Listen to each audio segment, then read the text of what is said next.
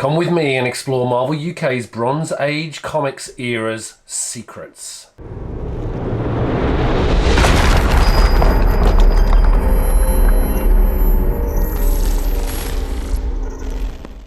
Hi everyone and welcome back to Still Only 35 Cents. It's great to have you with us this time around. We've got an interview with Alan Murray. He was the Marvel UK art director between 1973 and 1979. We're going to delve into the history of Marvel UK at the time. There'll also be some mention of Neil Tennant, who you might know from the Pet Shop Boys, but Neil was actually the editor of Marvel UK back in that period as well. As I say, you'll find some really interesting tidbits in here, such as the workflow of how Marvel UK worked with the US office, and perhaps most importantly, Stan Lee's visits to the UK. So stay tuned and enjoy this interview. But before we get started, usual stuff, if you like this video, please make sure to hit the like button down below, and if you haven't already, please hit that subscribe button and ring that notification bell to get notified for future videos. And with that, let's get on with the interview. Well, hello and welcome, and thank you for doing this. I really, honestly, really appreciate it. It's amazing, and well, it's good to be with you. It is really yeah, you know what fascinates me is that there is still, after all these years, still an interest from from guys about what was happening in the early 70s. It's amazing. But there's a reason for that, and that is Stan Lee. He's such an Anglophile, or was, right, and he was eager, to get a comic business started in UK, right. And so he put everything behind it. And what you see in interviews, that is him exactly. He's the same guy, same warm guy communicating with an audience or just a few of us in the bullpen. So it was good to be with. So you refer to the bullpen, and the series of these interviews is called the Bullpen Interviews. Right. Did you Marvel UK team consider yourselves part of Bullpen? Was that how you referred to yourselves? Yeah, that's how we were regarded right from the start. You are the British wing, and you are the bullpen. So we adopted that kind of, as if we were one company, which basically we were. We're just the British offshoot of the original Marvel world in USA. And so how did you, so one of the things that interested me is just how you got started in this, like your background and your, how you started at Marvel UK, how you then became the art director and, responsible for what was it, 6 or 7 books at one time? Yes, that was the heights of it. Yes, it's 7 every week. That was. Wow. Yes. So yes, I mean, I to cover all this, I did have to have assistants. So I got sort of freelancers that came in and worked with us for a while for me to as an assistant to get the artwork out. Yeah. So we, as and when we needed extra staff, we get them in. I was an artist, an advertising artist. Okay. We were called then. Now we're called graphic designers. Right. So, I see. In those days, we were just advertising artists. Yes, because I was trained art school and advertising agencies, studios, until I started freelance. Right, and so the initial phase at Marvel was a freelancer coming in to do graphic design. Yeah. No, it's a good story. In fact, a literary cliche, isn't it? The chance meeting on a train changes one's life, and that's what happened to me. Because I was commuting from home to my studio in central London, Charing Cross Road, into the music business area, and I was on the train, and I just happened to be facing on this train the assistant advertising manager of Melody Maker, and I knew him well because I used to deliver artwork to him for advertising of the music business I was taking care of, And he used to call in my studio sometimes to collect artwork, whatever. And chatting about work, of course, he said, I'll tell you who you ought to see. There's a publishing company just around the corner from you in High Holborn, and they desperately need someone to assist them with artwork because they know nothing about that. He said, I collected the other day some photographs and some text that needed to be put into an advertisement. No one to do it for them. So he said, I did it myself. It wasn't very good, because that's why they need an artist. So I took the details, went round to see them, and I was to see the editor of these magazines called Peter Skinn. And I was ushered into this vast sort of working area, open plan working area with full of ladies with typewriters, dashing away typewriters. This was before laptops or anything like that. There would be the mechanical typewriters, full of. And at the end there was this girl at a desk, pile of magazines and whatever. And I said, I'm here to see Peter Skinn. And she said, that's me, P-E-T-A. That's my name, Peter Skinn. And I'm the editor. Fine, I said, showed her my portfolio of what I could do. She said, yeah, that's fine. She said, but tell me, do you do hand lettering? I said, yes, of course, it's all part of my remit, to take on all types of artwork. And she said, well, it says something that we want at the end of a story here. We need a little box, little caption saying continued next issue. She said, can you do that? I said, yeah, fine, give me the details now. I'll take it back to the studio, bring it back to you tomorrow. She said, well, actually, can you do it now? We've got a courier coming to take the artwork away, and we need something now. I said, well, with a felt tip pen or whatever, I could do it, if you like. So out from her desk came the box of pens, pencils, markers, whatever. And I selected a fine point pen, and on the edge of her desk, continued next issue. She said, yeah, that's fine. Thanks very much.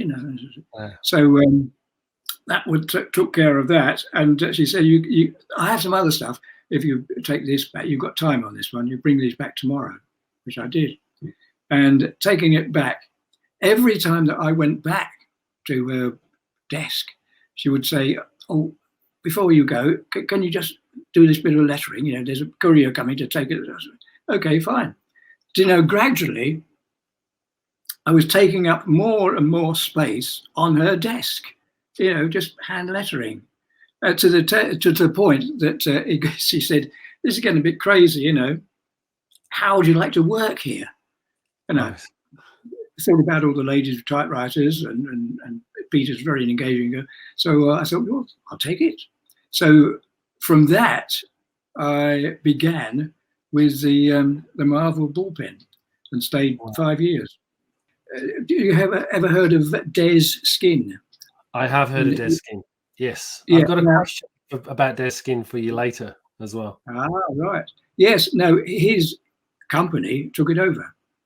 And he negotiated himself with Stan, and between them, they put together a new package, and which meant he took the whole the whole remit for producing Marvel Comics.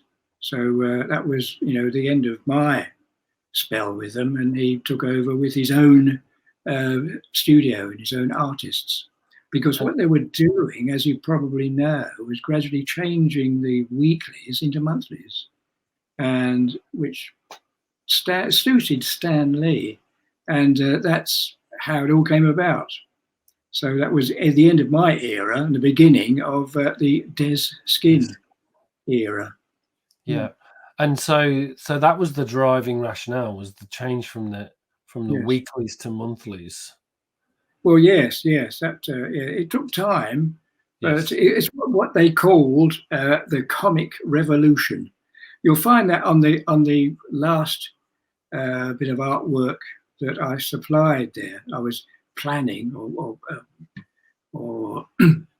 sort of promoting the new regime, which was the the comic revolution that Skinn took over. Okay, so what was that piece of art that you were? Was that ever published? That piece of art? Oh yeah.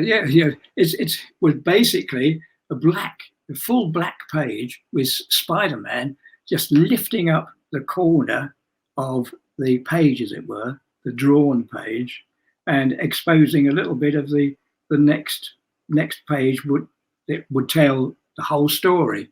This is the new age of weekly comics to become monthlies. Wow, that's absolutely fascinating, because I'd never really thought about the transition from the sort of 1970s into the 80s, which is when Des was running That's a lot right. of those magazines. Yeah, that's how it all happened. Yeah. In fact, what I was doing, I was describing my own demise, basically. It's the end of comics as it has been known so far. Now, flip the page, flip the magazine, and it's a new style. And what Des was doing was bringing in British artists to create new strips. So Yes. that was the revolution. Right, I see, and I think that's because it's an interesting one. It's just as a slight aside. So Hulk Weekly, that would have not been in your remit. That was pure Des Skinn post you being there, right? Yes, yeah, that's correct. Yeah, exactly. Yeah. In fact, the changeover wasn't instant. It was a very short progress, because he used our studio to come in, and I did a bit of artwork for him, and he was replanning whatever. So we shared the studio until he got going in another part of London, and then that was the end of our remit, and he took over. Okay. By that point, Neil had left, right? Neil Tennant. Yes. Hadn't long left. I think he was leaving in about the September, and October, November. At the end of the year, we were starting with Des Skinn, and as soon as the new year started, it was a complete transfer. Okay. I finished in about February of 1978. 1978. Okay. Yeah. So let's go back then from there, because I think obviously that's the end of it. I'd love to talk about the actual thick of it, to be honest. That's the piece that's most important. So, and again, I know some of the answers here, but the viewers that are watching probably won't know. I wanted to get a sense of the key projects or publications that you worked on whilst you were at Marvel UK, and sort of the memories that came from those. In any order you want to sort of take it through. Love to hear about what they were, and then maybe we can dig a little deeper on some of the titles, perhaps. Yeah, well, it was purely a question of filling the pages that were left after the story strips, and that's my only remit, just producing pages of artwork for all of the weeklies that we had that continued to grow from Marvel Spider-Man and then all the others. So I worked on every issue of every magazine, every comic that was published. So did you do so? And I've got some artwork that I can share now as well. So were you doing coloring, lettering? Was I'm assuming all your team was responsible for anything graphical that was related to the books? Yeah, because my remit was really to continue the style of the American monthlies. So I took that on board, and they used a lot of hand lettering because that's what they were good at. So yeah, I developed my handwriting skills and did a lot of artwork featuring headlines and text in hand lettering, and at the same time clipping little bits of illustration to add to the promotion or whatever that we were working on. So that was basically it, using as much as I could of the original American material, because I couldn't start drawing characters because they would clash. It wouldn't be the same style. So I, just clicked out and cut and paste. Because in those days, it was literally that, cut and paste. There was no computerization. It was physically, cut, pictures out of the Thing or Spider-Man, stuck them on a board, lettered all around them, whatever, and put columns of type on them just to fill up a whole page of, whatever promotion or competition we were working on. So in other words, all the artwork was mine. I did it all. I had, as I say, some assistants that were brought in to help when the overload started. But basically it's just me and the empty page, me filling them pretty much with artwork and whatever. And then my question on that, which is it's fascinating to hear that like literally all the extra stuff was just pulled together by yourself and maybe a small team as you grew over the years. Just a small group, a small bullpen. Yeah. So and then we between us. Yeah, and I suppose so. It's fascinating to see. So that one piece, there's a piece of art that I've got here. I'll probably bring it up now so we can show it to everybody. Which I think I showed on one of my recent videos. This isn't just lettering. This shows your talents as an artist. So yeah, this is Spider-Man Comics Weekly number 18. Which I believe is one of the first books you worked on, Alan. Well, no, I think it was a bit more. I think it was, as I say, it was my first work was on Spider-Man 5, 6, something like that. 5 or 6, yeah. But this one, and again, we can probably talk through some of the way that you colored it. Yes. But this one has got. Now that's the artwork. Yeah, that's it. That's the one. Yeah, that was mine. That's yours, and it's absolutely beautiful. Like I have to say, it's seeing this, and then I was very lucky to be able to pick this up and having this. That's the original. Yeah. Highlights to me. So is this? I'm assuming this is all your handwritten text as well. Oh yes, from a blank bit of board that you have, I filled it with the poster because it was another page done. There was a spare page, so that was the gimmick they used in the States. Is there's a blank page, fill it with a pin-up poster. Yeah. And so I adopted the same idea. If we've got a spare page, I'll fill it with something. Let's have if it's in the color section, in other words, the front or the back, then I can use full color. So I say, right, let's do something here. But there again, it was something that just, was immediately a space filler. Couldn't spend too much time on it, but nonetheless, I had to give it as much, much Marvelese style possible. So that was what, and it was basically the sort of the end of the psychedelic area. So therefore, a psychedelic splash. It's quick and easy to draw and paint. So that's what I did. Put the Hulk in a nice dynamic splash, as I would have thought Marvel themselves would have done in the States. Yeah, and all the hand lettering underneath. That's all mine. That's great. That work. Yeah. Yeah. So as I say, all the work, all the handwork that was done on the Marvel comics, I did. The British Marvels, they're all mine. Did you get to do much of this type of work? Was there more of these that you did? Not a lot, not a great deal. As I say, the only opportunity was when there was a blank page to fill after the advertising had gone on, after the bullpen page, after the letters page, after a competition perhaps. If there's any space left over, fill it with a poster, which I did. So there was always plenty of material to go inside the comic. So it was perhaps a bit of a rarity, being able to produce a poster like that.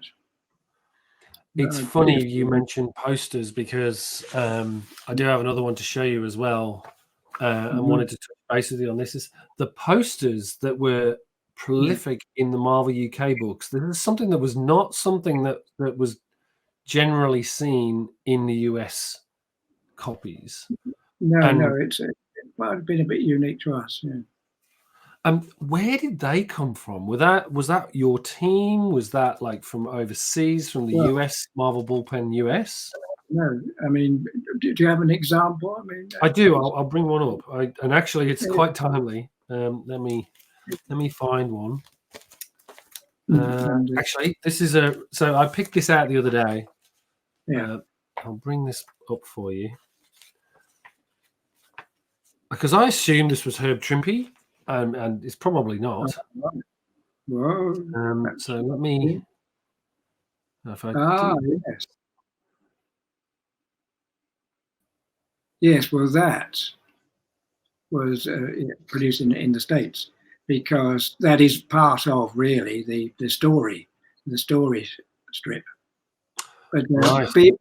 being in that sort of landscape format, that created a whole workload more for the New York office. So that's what they were producing.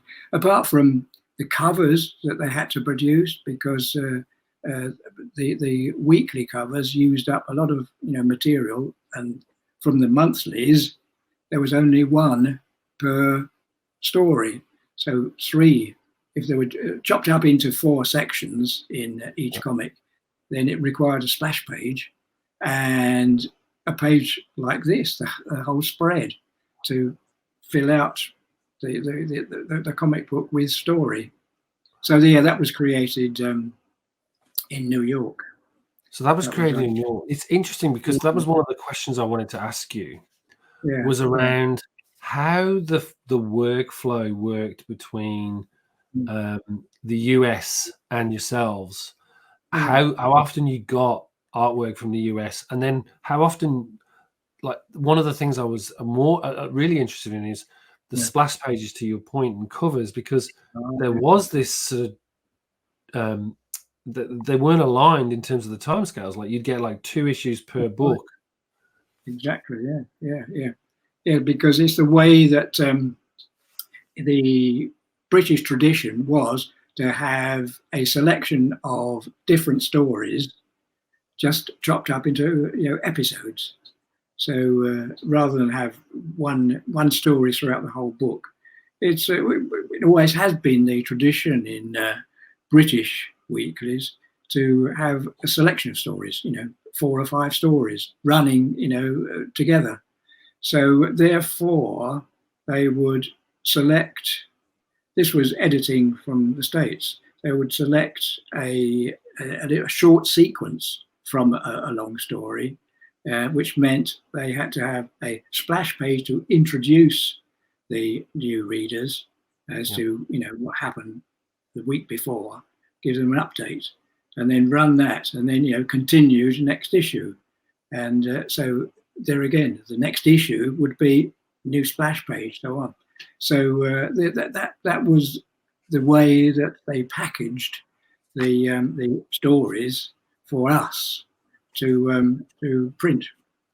So all that work was done in the States, pre-planned, because in fact in the States they had exactly the same operation, the same Bullpen, the same British weeklies office, where they did nothing else but produce stuff for us, in the same way that our Bullpen and our system worked. We had an editor, we had an artist, me, and we had a planning department, the same as they did in the States. So they correspond to one another perfectly. Because in the States, oh, sorry, you go. I say in the States, their Bullpen, was an editor, a writer for the catch-up material, artists to produce the artwork, same as we had over here. That's the way it worked. And so how did you, so obviously nowadays we've got email, you can send files, it's all fine. What was the main, how did it work? Like what was the workflow? Yeah, well, it had to be all packaged. I mean, the complete package of artwork from the States had to be packaged in one container, couriered to our office in London. And likewise, when we sent stuff back to them, it was in a courier back to them, or courier to the printer. So it was all physical boards of artwork sent by post or courier. That was the system. That's what we were used to, and that's the way it worked. Until computerization came in. Yes. Well, that's a fascinating piece of history to sort of find out how. I can't imagine having to have artwork. I mean, what was the wait times? No, it must be a novelty for people today to think that we stuck bits of paper on cardboard, wrapped it up and sent it away. But that's what we did. That was the system for everything that was published back in the 70s.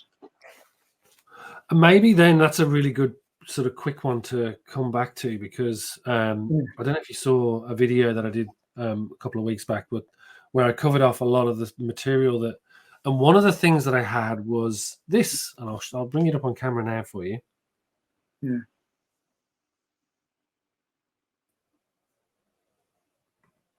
Yeah, so one of the things I got was these beautiful artboards. That's right. There it is, all stuck down on cardboard. Yeah, so that really was copy and cut and paste. And the thing that I was very impressed with, and I didn't realize this until I did the video, is that these, anywhere where they were shading, it is literally, to your point, copy. You've taken a copy of it and pasted that over the top. Yes. In some cases, it can be. I mean, as I say, these are artwork boards that were created in the States. Anyway, they were in the States. Oh yes, in the New York Bullpen. That's where they were produced. Yes. Okay. That's so. I was of the assumption that these were from the UK. So that's another interesting fact. So these were US. Yes, All story strips were created, sent from the New York office, because they had the material. The way they produced was they would take just the black and white printing of the monthly books. They would photocopy them, because what you see there is a photocopy. I think they used a Xerox machine, but it was a fine definition camera. So they produced photostats of that black working, and as they couldn't use color, they put on the Zipatones. Now, Zipatone was an American invention, and we used it here under license, produced our own. And what they're producing self-adhesive sheets of a tint, lots of dots. They can have lines, they can have all sorts of patterns on them, on a sheet of self-adhesive film. So in other words, you'd roughly cut out a shape that you wanted to colour on your artboard, stick that over the top of the black and white print, photostats, and just ease it down, rub it down, but not hard. Then cut away delicately all the bits you don't want. That's why you take the little remnant, stick it down. They used to stick them down on the edge of outside the board, or on the back of the board, or wherever there was convenience. So that was how each little section was done. A bit of Zipatone on there, which self-adhesive sticks. Cut away the bits you don't want, throw them away, and there you have the coloured parts. And I think that's a great example here, right? This one. Yeah. Some of it's peeling up already, isn't it? Just a little bit of the edge here. But yeah, exactly. So this is fun, because I didn't realize until, if you touch this, it's actually slightly raised. So that's actually transparent with some dots on it. Exactly.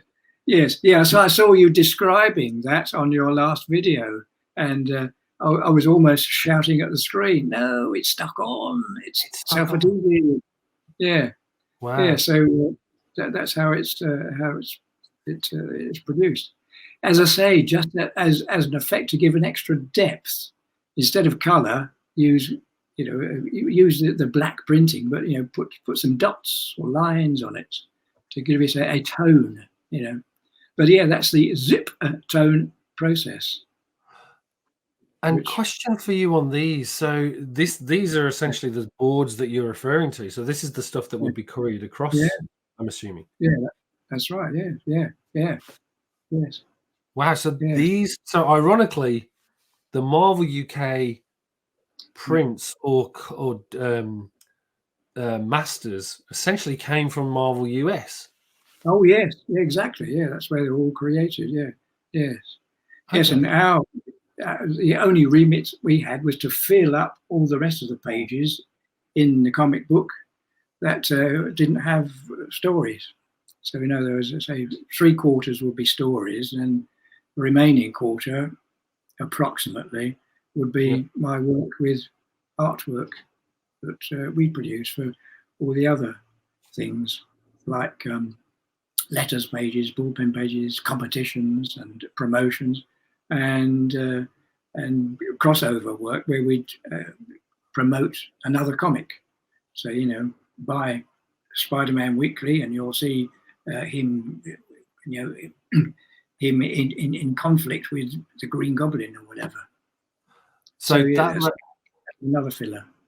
That raises a very interesting point that I would like to ask you a question about, which hadn't crossed my mind until you mentioned filler. Marvel UK was well known for its amazing free gifts, and the comic book community talks about this at length. Did you have any involvement in some of those amazing free gifts, such as the Captain Britain mask, the boomerang, the Star Wars fighters, that sort of? Yeah. That all those gadgets and things were actually created for us by another guy that used to research this, because a lot of the little toys were pressed out in coming from China, and as a lot of these plastic gifts were, and you could always buy them. So we had a guy that used to import all this stuff for us as little filler material to put inside, because that's unique, isn't it, to the British way of publishing it? That they didn't do that in the States. Obviously, they had their own reasons, but as a little incentive to buy, it was tradition in Britain to give a little gift, a little free gift. If you put the word "free" on the cover, that means as a good sales point. You'd see a bump in sales. So we always had to have a free gift with a new issue, a new comic. Brilliant. And some of them, I assume that you might have been involved in some of those, especially from a lettering stuff, like the Captain Britain mask, for instance. It was a very simple thing and a very effective. I'm assuming it was. I thought it might have been something that you would have drawn, or the boomerang, for instance, like the design. There's a lot of lettering. I could have done, but it was so much easier to buy it in or have it specially printed, because in fact we had enough to do, really, with getting all the rest of filling up the rest of the pages. So that was as an extra little job to have something designed, artwork printed. We really didn't have the time to do that, so it was so much easier to get, because we had a print buyer who used to place the printing of the comics in various places. You might have noticed from the imprint that we printed in Ireland, in Alloa, Scotland, and we've even had printers in Norway and Spain that were available at the time, as it were. Our print buyer would suggest another printer that could do something a bit cheaper, whatever. So that's why that was another job for him. If it was producing something specially rather than buy it in as a little plastic model. If it was something to be printed, like an X-Fighter in Star Wars, or a mask for Captain Britain, he'd organise the printing of these cardboard, sheets, and have them stuffed into each magazine at the distributors. So that was someone else's. And it's funny because they were always loose in Marvel UK books, and there's this. They were never attached to the book, right? Like that's never been my experience. They were always loose and got lost in newsagents.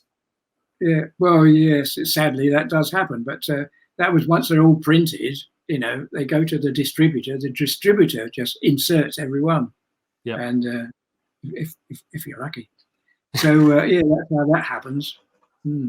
Yeah, no, that's great. I have one more thing to well, not one more thing. I've got plenty of things to show you, but I've got one thing that I did also want to get a sense from you on, because this was another thing, and this is probably comes to another question I've got for you, which is around: was there anything that went from Marvel UK and influence, like Marvel UK's work, that translated over to the Marvel US offices? And I suspect this one might be one of them, but like everything else, I've been surprised in this conversation so far. So I'll share this with you now. Well, yeah, let's have a look. Puzzle page. Yes. Another page filler. Yes. So based on what you described, I'm now assuming that the fun pages or these puzzle pages were essentially a creation from you and your team. No, I'm afraid not. No, that was another, because I think you will find there's a whole book of puzzles. I think Marvel USA did a big volume full of puzzles, and that would have been one of them. As I say, in that case, it's another easy filler. They're perhaps short of story, so let's just plunk this in, because all it meant was another photostat from the original artwork from the book of puzzles, just to make another filler. So generally, these would have been somewhere. There would have been a puzzle in the US that would have then translated over. Oh yes, yeah, just sitting there ready to be used, and that's how it was. It was just it was photostated to the correct size for us. Yeah, and sent as a story page, as it were, page filler, another page filler. So, and just like the Agents of S.H.I.E.L.D. poster, which is just a recreation. Yeah, that's Steranko, isn't it? Yeah. Yes. Yeah. Right. I liked his work. It's but it really echoes the psychedelic era again, doesn't it? Yes. I mean, Steranko, an amazing guy. I was lucky enough to meet him last year. Oh, really? Yeah. So he's still going strong then, is he? He's still going strong. And he doesn't change. He's and just literally what a character. So he signed one of the Foom posters for me, which I was very pleased to get. So. You bet. He's still around. He's still being the legend that he is. So, right, yes. Oh, that's encouraging to hear. I like that. Yeah. So that's fascinating, because the reason why I asked this question was years later. I think in the 80s, Marvel did a series called Marvel Fun and Games, and so I always assumed, because I'd only ever seen these in Marvel UK books. Yeah. No, it's all original Marvel All from the US. And then one other thing, and this is Captain Britain #1. This is a favorite of mine, and I would love to dig a little deeper on Captain Britain and your involvement in that, and thoughts on the character. This is the page I was referring to earlier. Where Stan has a personal message page, and you're mentioned, which is I'll read this out. Before I turn you loose to thrill again to the excitement of our incredible adventure, I must first thank writer Chris Claremont, artist Herb Trimpe, and editor Larry Lieber as well as the entire splendid staff of Marvel Comics London, Neil Yeah, Tennant, Alan yeah, Murray, George Mina, for the magnificent feat they have performed on this, the most sensational new weekly we have ever launched. yeah. Yes, Stan was always very encouraging to us. He really loved the work that we did. His no criticism whatsoever when he came here to the bullpen room. It was always, well done, lads. Keep it up, doing a great job, that sort of thing. So that's why he insisted in having a little bit of a mention in the bullpen. As I say, because he was such an Anglophile. He loved being in England and seeing the weeklies, reprinting his own material. And so he's very supportive. And, we enjoyed that because Neil, editor at the time, used to organize a very extensive tour for Stan, and every time he was over here, that of meetings and promotional events, and an opportunity to speak to radio, TV, magazines about the Marvel world of comics, and that's the way to sell more comics. It was a personal message. So yes, he enjoyed adding to our work in the comics, because he liked being in Britain. So how often would you see Stan? So was it a very regular thing? Well, yes, regular, because every time a new issue, a new comic was launched, he'd be here. Wow. And if he had another book to promote, he'd be here. And he'd do book signings, and as I say, the whole tour, from top to bottom, up into Scotland and down to the south, and whoever wanted to speak to him, and obviously publish something in magazines. It's free publicity, isn't it? Really. Yeah. So yes, he enjoyed that. Yes, being spread the news of Marvel Comics. The other one I wanted to ask you about was Star Wars Weekly, because that must have been a hell of a ride, given that it was a bit of a shock hit for everyone, and not many people knew it was coming, and having to pull that together quickly. Do you have any memories of that book?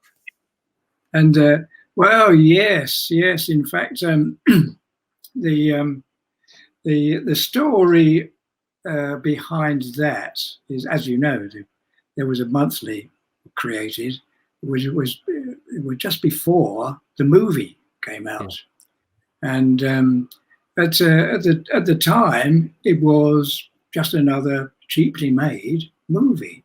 It was far from being the blockbuster that it turned out to be.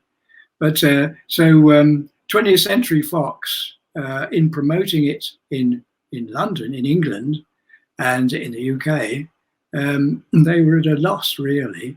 So the first person they contacted was Neil, the editor of a comic that was planning a Star Wars comic.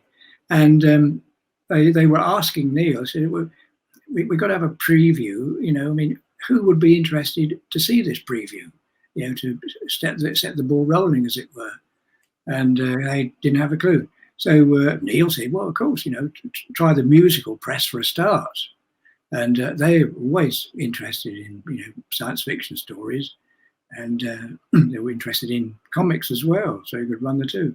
So Neil gave them a whole list of contacts and people to invite to the preview, which filled out the film theatre when it was released, and we were all there to see that, of course, from the bullpen, which was great fun. For the first time it had ever been seen, and we thought, well, this is great stuff. This will help the comic to go. So when we started getting the story strips from the States and publishing our own Star Wars Weekly, it was all systems go, and it took off from there. But that's how the original film was promoted in this country, and it was taken up, and it became big business. It was wildly popular. Obviously, the comic book was wildly popular in the UK, and again, looking at it now, having this conversation with you, I realise maybe you were working a lot more than you would normally be, because obviously there was a lot of filler pages in those books. Oh yes, yeah, exactly, and yeah, a lot of opportunity to fill it with ancillary material that's connected with the movie, and there's a whole catalogue of stuff from 20th Century Fox, of the making of, and the stories behind the stories, and the characters that played a part. So yeah, there was a lot of material there to use, and I think it was certainly well used, and it sold a lot of comics. I'm assuming all the proofs that you have, and I'll show you one now. Yeah. These would have come from the US, or were they just mock-ups? No. That's our proofs here. I mean, they would send over just the pure coloured artwork, and we have it processed over in this country, and so they are the printer's proofs, just for me to have a look, to study, to see that everything comes out all right, nothing missing, and it's all ready to go for print. So that was a necessary part. Proofreading is always a necessary part of it, especially important for a front cover. Yes, so, and then this one, which that would have been the step beforehand, I'm assuming. That's right. Well, yes. I mean, each printer has their own method of proofing. You've got to have a printed copy before they do the run, just to make sure everything's okay. And that's just another process. It's the chromalin process, that is, where the separated color can be produced separately. Depends on whether they have the time to run it or whatever, but it's always interesting for us to see the breakdown of color and to read them, so that all the information is actually on there. So, but again, this would have been proofing. But again, the artwork, the original artwork, would have come from the US Marvel. Yeah, US just on the board, on a flat cardboard, hand colouring. That's how it would arrive here. Just like the black and white. Would you be the one? Would your team be the ones doing, say, this part here, the hand colouring part? And well, no. That's just purely a mechanical representation of the coloured board that was, it's photographed. That's the print process of photographing it and proofing it, and it's a bonus really to see that separate colours on the proofing sheet. But mainly they are just printed flat, as the other ones you've got there. As the other ones, printed on plastic or paper. Comic conventions. Have you had much chance to do any of that? Has anyone invited you? Yes. There was one not so long ago in Portsmouth. I think it's about 2 years ago, and more than that I attended. I mean, I got a writer guy that is interested and writes about comics and fanzines and whatever. And he invited me to join him, and I did. And it was the convention where Stan was going to appear on a forum, but of course, sadly, he passed away just before the event. So, in other words, the event was a retrospective of Stan's work, and I was able to talk about his visits to this country. So. Yes, and I was wheeled around the various desks at the convention, and to meet up with the new young artists that were producing work, and yes, they were as interested as you are to talk about the past generation of comic books. Yeah, my question is relating, and again, I'll come back to the Captain Britain piece. Yes. In terms of those books, and so when they switched, originally they were not black and white. They were they were the paper stock. Then they switched at issue 24 to the glossy stock. Was there a reason for that, or? Well, I think the readers preferred the glossy, and there was a discussion about that. It's a question of, do you recreate perfectly the old British style? The British style was newsprint. It wasn't glossy at all. And probably for economic reasons, it was just, newsprint.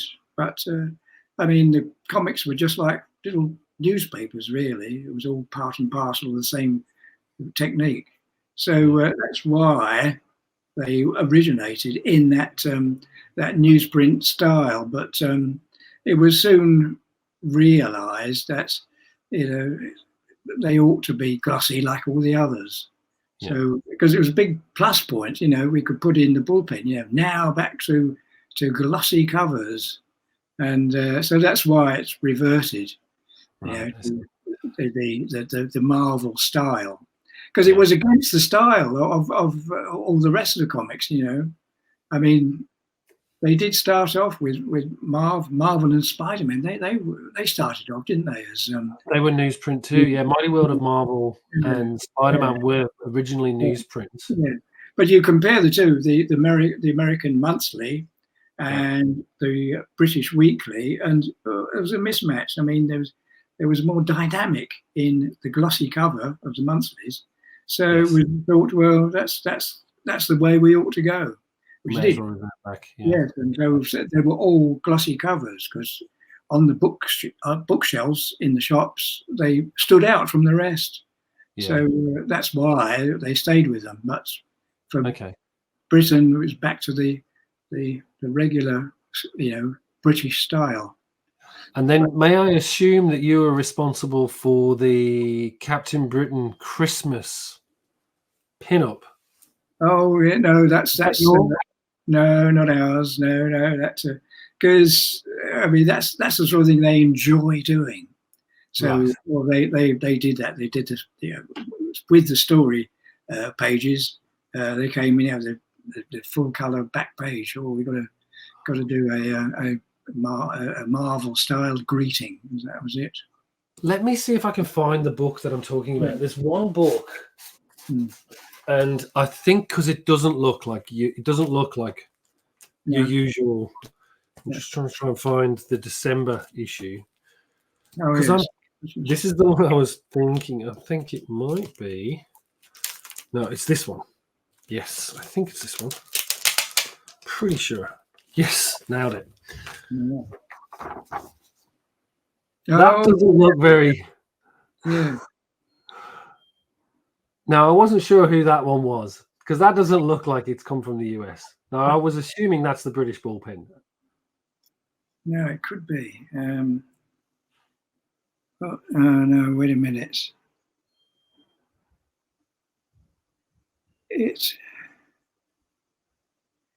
You might be right. It might be that one. I've always see. So it's George Mina. George Mina, there you go. George Mina. Little note at the bottom here. That's it, yeah. Just here, George Mina. That's my art assistant, George Mina. There you go. Yeah. Excellent. Yeah. I had a feeling that would be one piece. Yeah, so you're right. In the interview exactly. Yeah, it is noticeable, isn't it? It's not quite the. I love that. I absolutely adore this. There you go. It's the British Bullpen having their little moment. Yeah, those are the sort of things that I loved about the books. I did want to thank you so much for taking the time today. I've loved every second. Yes, yeah. Well, it's good talking to you, and being reminded of those earlier days. It's 50 years ago, So that's it. It was really great fun interviewing Alan and really finding out new things that I did not know about Marvel UK's history. Hope you got a lot out of it. I really did too. If you've got any questions or comments, please make sure to leave them down below. Alan has very kindly said that he would be happy to do a follow-up interview. So if you can think of any questions, please leave them down below and we'll hopefully get a chance to ask Alan about these in a future video. Okay, so that's it for this one. If you enjoyed the video, please make sure to hit that like button down below. And again, if you haven't already, hit that subscribe button and ring that notification bell for future videos. And with that, take care of yourselves and see you soon.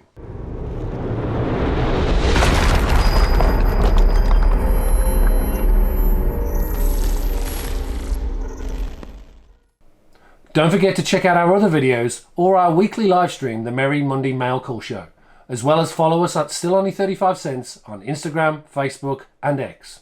Nuff said.